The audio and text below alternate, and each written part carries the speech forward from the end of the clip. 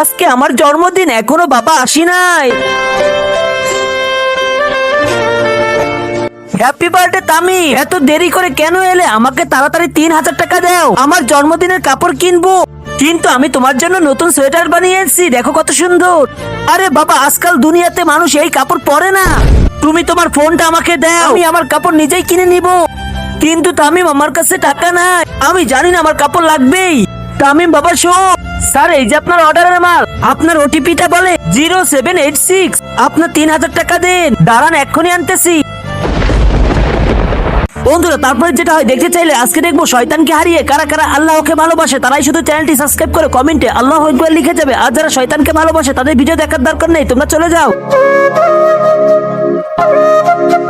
বাবা, তুমি আমাকে সোয়েটার কিনে দিয়েছো, আমার অনেক পছন্দ হয়েছে। কিন্তু আপনি এত ঠান্ডার ভিতরে এই পুরনো সোয়েটার পরতেছিলেন, আর সেটা দেখার পরে আমার অনেক কষ্ট লেগেছিল।